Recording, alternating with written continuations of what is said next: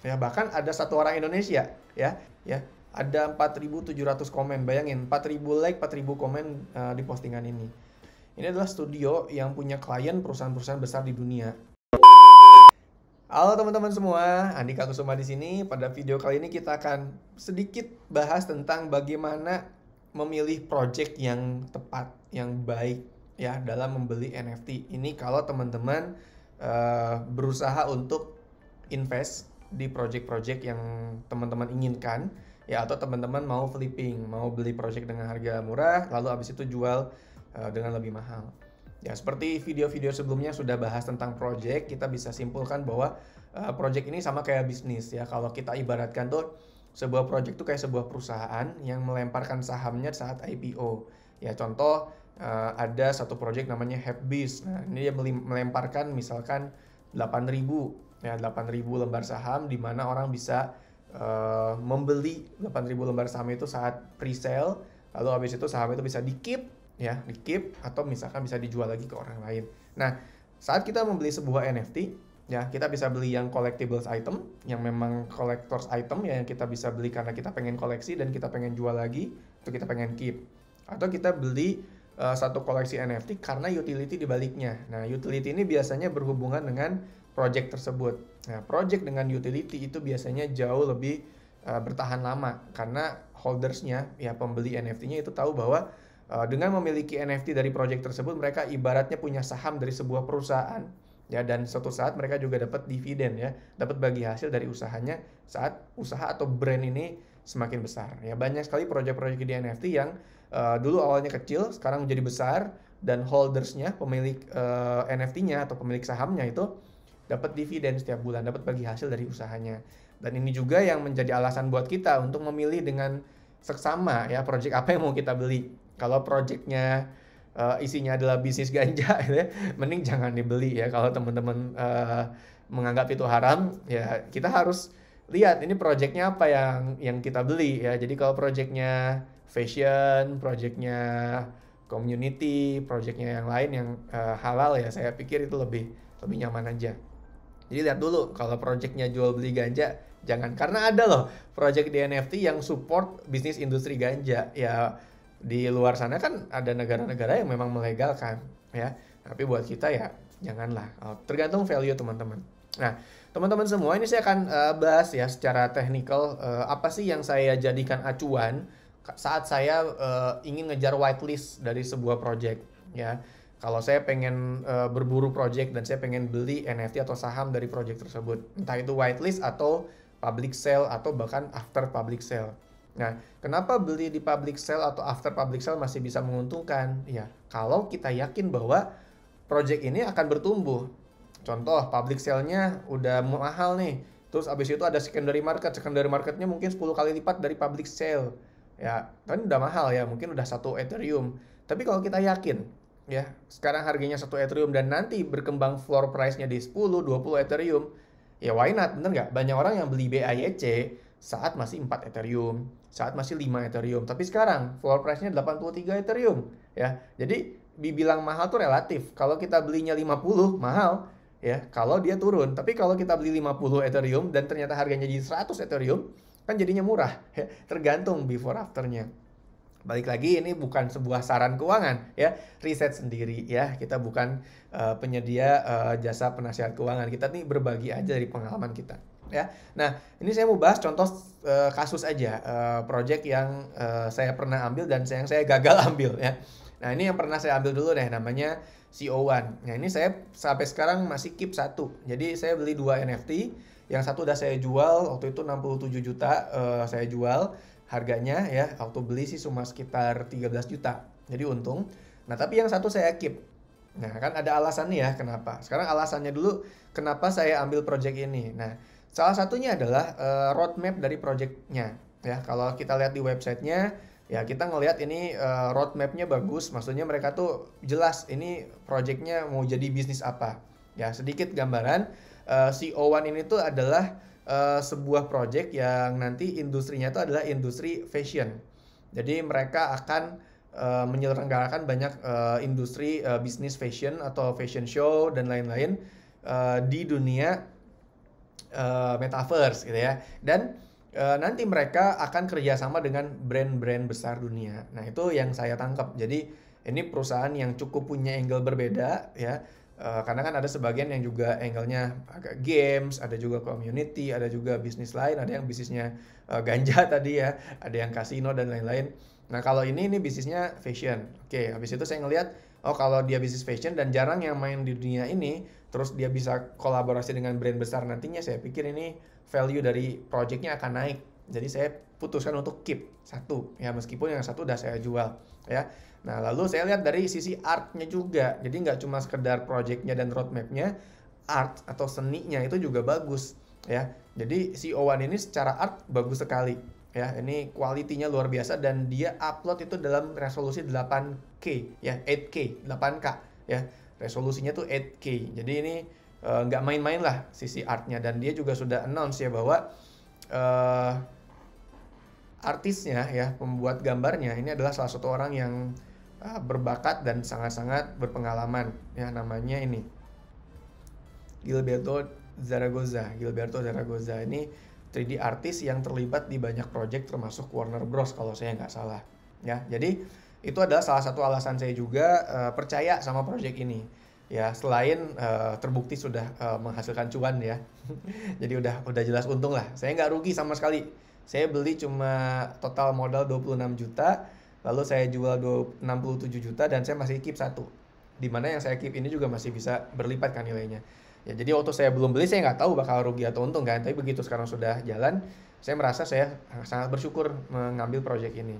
Nah, lalu faktor lainnya saat saya mengambil project ini adalah timnya ya, orang-orang yang ada di baliknya itu terbuka juga.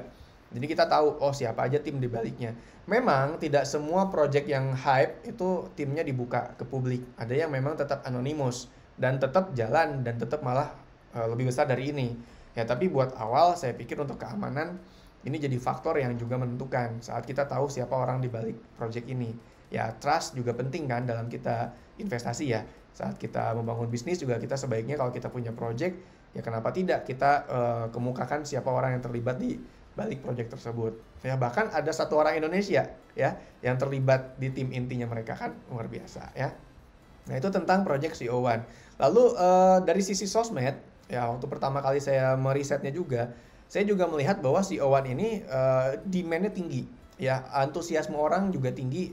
Waktu itu saya lihat postingannya nih ya, ada 4.700 komen, bayangin 4.000 like, 4.000 komen di postingan ini ya, memuji tentang artnya, projectnya dan lain-lain. Jadi saya juga ngelihat bahwa wah ini project dapat perhatian banyak orang di Twitter, itu yang retweetnya juga ribuan ya, terus di Instagram juga. Lalu Discordnya ya, channel Discordnya ini ada hampir 400.000 ya, ada hampir 400.000 orang yang bergabung, 378.000 saat ini ya. Jadi saya ngeliat ini antusiasme orang tinggi. Kalau hype, kalau perhatian orang banyak ke sini, itu kemungkinan besar Anda akan mendapatkan floor price yang tinggi dan lebih mudah jual. Project NFT kan selalu tentang supply and demand, betul nggak? Ya, semua orang boleh bikin project, semua orang bisa bikin gambar, semua orang bisa upload ke OpenSea, tapi nggak semua orang bisa create demand-nya.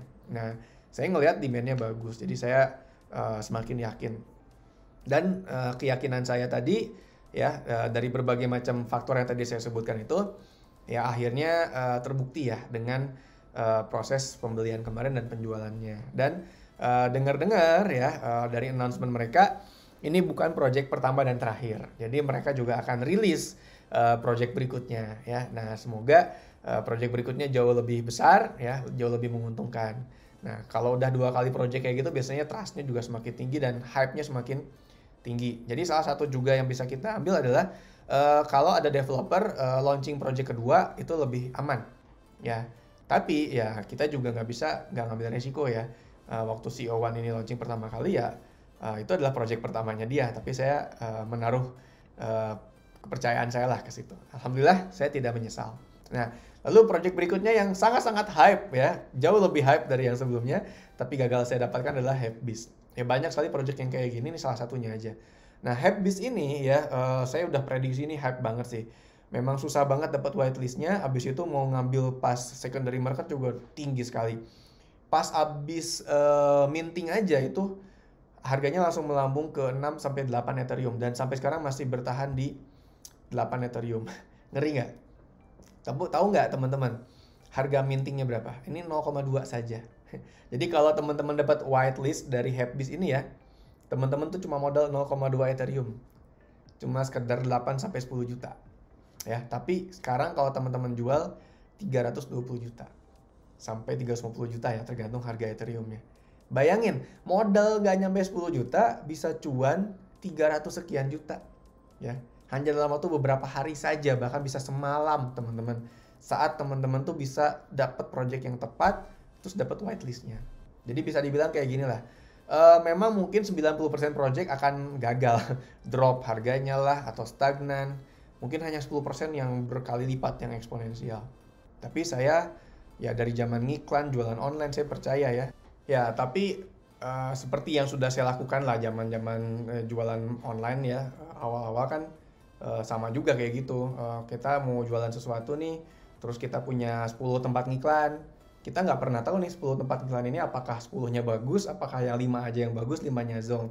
Tapi dari pengalaman kami, ya deal-deal yang bagus ini ya, tempat-tempat kita ngiklan yang bagus ini, ya menutupilah keuntungannya dengan tempat-tempat iklan yang buruk, yang boncos. Nah, project pun seperti itu. Kami beli beberapa project, tidak semuanya bagus. Ada project yang stagnan, ada yang naik sedikit, cuannya tipis. Ada yang malah drop, terjun, tapi kita keep aja, mungkin nanti naik lagi. Tapi ada yang eksponensial dari hari pertama. Nah, jadi saat kita dapat beberapa yang eksponensial aja itu sudah menutup banyak sekali kerugian-kerugian dari project-project yang salah pilih. Nah, jadi dengan kita bisa riset kayak gini, tahu mana yang bagus juga tidak jaminan ya, itu pasti bagus. Karena balik lagi itu selalu tergantung kondisi market. Nah, tapi Happybiz ini emang luar biasa sih. Saya pantau dari sebelum launching, terus launching sampai after launch, ini luar biasa sekali. Nah, lihat dari sisi sosmednya juga, wah ini rame banget teman-teman ya. Dari sisi art, wah tidak diragukan juga ya. Jadi dari sisi art, sosmednya, terus yang nggak penting ya, kalah penting adalah dari segi developernya. Nah ini Digimental Studio ini ya itu dari awal di up ya ke permukaan bahwa ini Happybiz ini dibuat sama Digimental Studio loh. Nah siapa sih Digimental Studio? Ini adalah studio yang punya klien perusahaan-perusahaan besar di dunia. Jadi Digimental Studio ini itu sudah kerjasama ya dengan brand-brand besar kayak Nike ya, terus Air Jordan ya, BBC, Computer Arts ya, terus ada juga MTV, Lacoste, Reebok dan lain-lain. Jadi bayangin ini sebuah perusahaan yang sudah dari tahun 2011 sampai sekarang berarti udah kurang lebih 10 tahun ya, 10 tahun lebih, dan ada di dunia itu dengan brand-brand besar. Jadi udah kerjasama dengan brand-brand besar.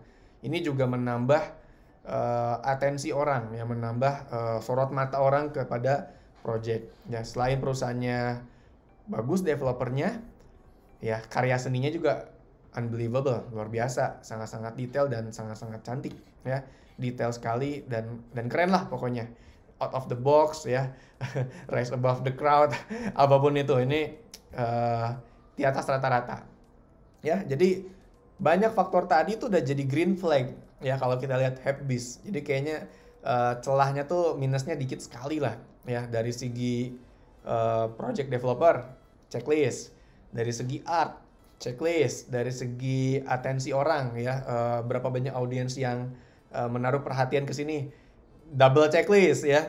Dari segi apa lagi, roadmap checklist, dari segi apa lagi sebutkan ya, kayaknya dia sudah memenuhi semua checklist yang dibutuhkan bahwa project ini menjanjikan. Ya balik lagi, ini bukan sebuah saran keuangan, segala hal bisa terjadi, tapi dengan pengetahuan ya, dengan riset, kita bisa lebih bijak menentukan pilihan. Semoga video ini membantu, semoga teman-teman bisa share juga ke teman-teman yang lain, biar teman-teman yang lain terjun ke dunia NFT dan investasi dengan bijak dan mendapatkan hasil yang mereka harapkan. Ya, kalau video ini sangat membantu, teman-teman suka, ya jangan lupa dong subscribe, like, follow ya Instagram kami, ada TikTok juga, dan di bawah ada kolom deskripsi, ada link yang membawa teman-teman ke channel Telegram atau channel WhatsApp kami. Teman-teman boleh bergabung di channel Telegram atau di grup WhatsApp kami gratis. untuk mendapatkan banyak informasi terupdate tentang dunia NFT. See you on the other video.